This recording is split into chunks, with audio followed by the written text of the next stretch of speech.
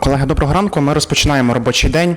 Тема першого прес-брифінгу на сьогодні – фестиваль українського опору «Банderstadt». До слова запрошується арт-директор фестивалю, лідер гурту «Фіолет» Сергій Мартинюк, а також виконавчий директор фестивалю Марина Хромих. Прошу, друзі.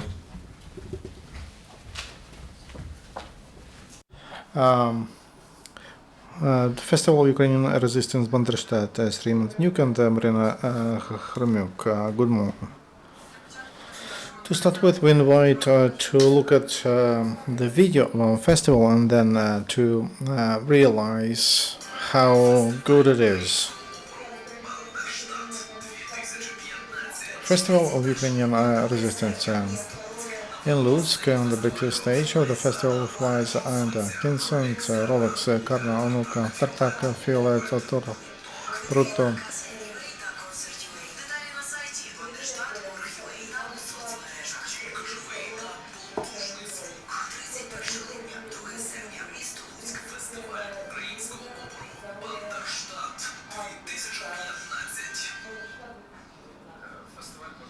Festival Banderstadt is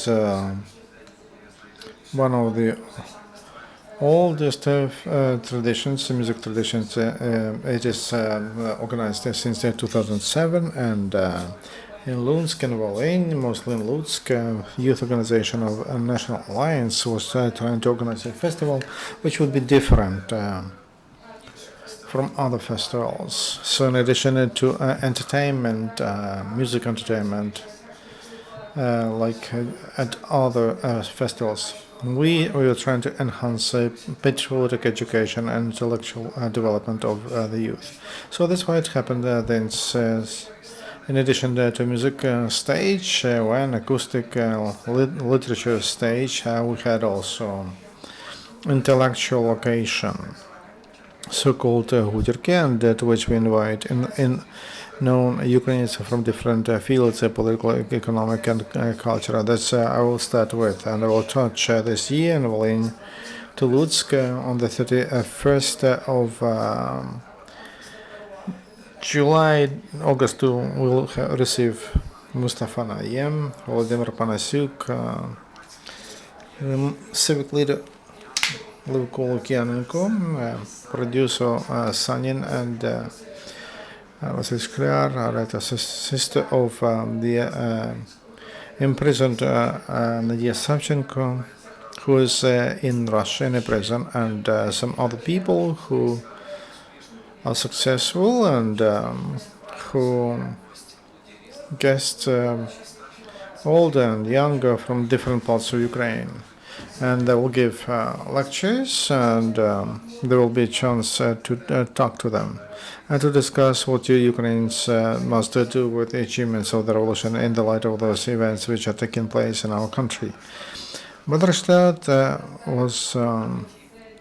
had a goal to bring together activists and civic activists and known people and musicians and to develop some kind of initiatives as a music program. We will have absolutely different music from protest, punk rock, and ex-leader of Lapis Trubetskoy, and to mainstream Ukrainian electronic music in the band Nuka.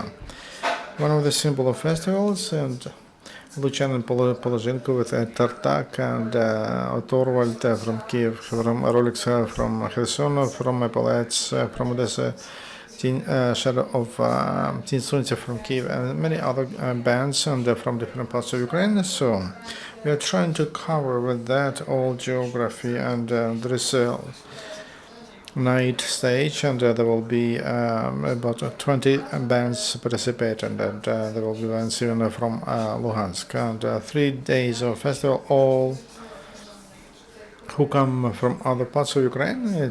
There will be a lot of people from eastern regions, and they will have a chance 24 hours online to do something from music to literature, from literature to meet with known Ukrainians, and other aspects of our program, and my colleague Marina will mention that.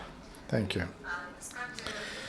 In fact, we are trying to do that. The festival, as City told, is 24 hours, and you will have every hour you will have different variants what to do. And for example, in the morning there will be free tours to Lutsk, and known people from Lutsk they will organize tours to Lutsk, and different. They will tell you about interesting places in Lutsk. Also, there will be at children town, which organized for several years with mummies, activists from Lutsk.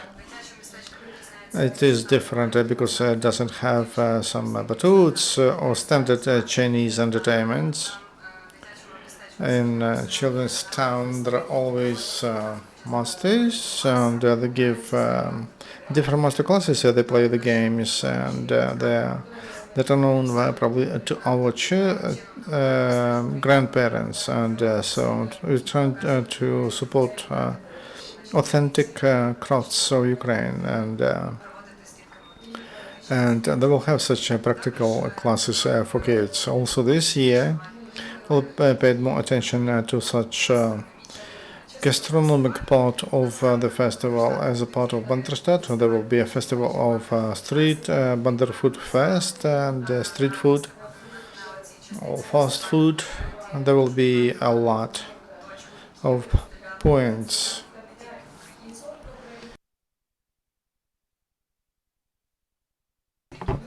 Not only Ukrainian cuisine, but there will be Bandera cuisine, and also there will be Armenian, Bulgarian, and many other locations where someone can eat something tasty. Also, at the festival, during the night program, will have movies at night, different movies and documentary movies, and Ukrainian and foreign, so it will be also interesting. Also, traditionally, we hold different sport events and competitions. Everybody can participate and they can win prizes from the festival, and that's one more attraction is Banderstadt was a patriotic position, and in the light of these events we are trying to do everything possible to attract attention of the young people to the events in the east, and that's why this year festival there will be Azov volunteers, and they will give a course of a military training course, and how to defend yourself, your relatives from unexpected incidents, and we work on security issues for the festival. And summing up, I would like to say that the presence and Banderstadt at one of in western regions of Ukraine, it allows representatives from other regions and from Kiev to see our city. It's a beautiful city, and everybody who has not visited it, and we welcome. And that's about Kiev and all the rest of participants from other regions of Ukraine. And one more point of our festival I would like to mention, we have to inform everyone. We are the only festival where we have dry law, so alcohol is prohibited. No selling, and we will not sell alcohol downtown. So 3 days, healthy way of life, intellectual conversations with the trend Ukrainians 3 days of very good music and writers, and very tasty food at the festival 2015. That is guaranteed. Thank you, Sri. Thank you, Marina. Now, questions. Please introduce yourself. Good morning, Christina, Ukrainian Crisis Media Center. Recently, I visited Lutsk, and I would like to ask you where concretely the festival will take place. You told me in the park, and we'll have some activities in the castle, and how many people visit your festival?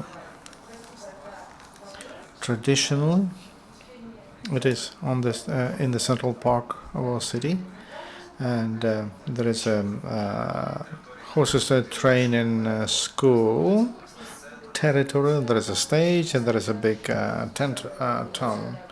80% of those who come to the festival, they are guests from other regions, and who will find Bonnebat Volhynian Lutsk, guests to Castle Lubert, and that is a very beautiful place. And so we are not we don't. We are far away from them, but those who will give tours, they will take you. We expected to have about 4,000-5,000 visitors, and not a lot compared to other festivals, but because it's an alcohol-free festival, and not many understand how to have a rock festival without beer. For us, it's this unexpected position, etc. Because, in my opinion, it's better to be to have this to fill this niche of no alcohol-free festival than to be one of typical rock festivals. Thank you. One more question. Judged by music and guest, top guest you plan to have. So it will be, the program will be quite intensive.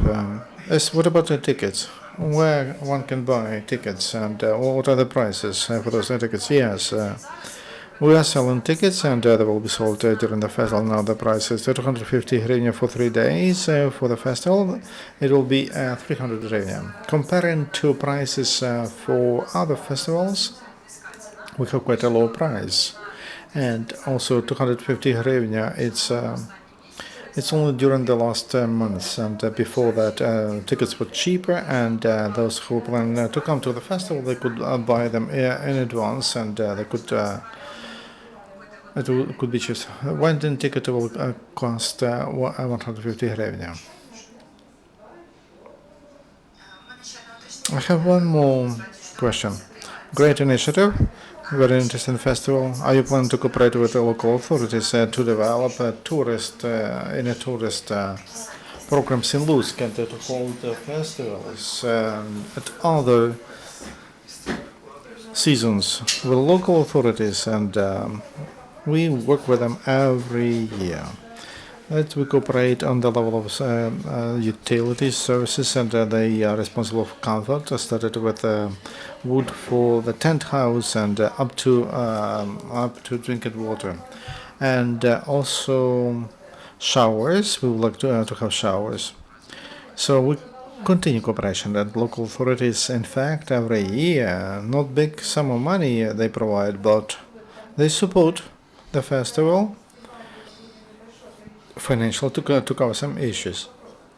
It's very important because of the border status of our city. It's important to show Lutsk or festival or Banderstadt to tourists. And it's mostly about Ukrainians, because if to speak about Poland, the issue of Banderstadt is very complicated to them, and everything which is related to Bandera and the liberation movement of the forces in Ukraine, that's at least a misunderstanding, and it caused tough discussions. But at the same time, there is a center of tourist information for Lutsk, and they help us with tours around the city, and it will be a promotion of our festival in Ukraine and abroad. Thank you. One more.